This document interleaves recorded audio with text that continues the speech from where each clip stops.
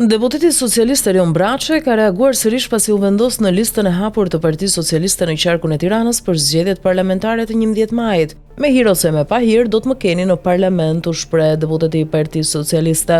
Në një postim në rrjetin social Facebook, Braçe thekson se betejë e tij është për qytetarët. Ai shkruan se dëshiron të jetë në kuvend pasi synimi i tij është betejë për të moshuarit, të ardhurat dhe pensionet e tyre. Ju thash që do të jem në betejë. Betejat duan kohë, ndaj duhet zgjuar herët. Betejat duan thelb, përmbajtje, dua të jem në kuvend për të vijuar fort betejën për të moshuarit, të ardhurat e tyre, pensionet e tyre, një betejë nderi, dinjiteti e mirëqenie për ta.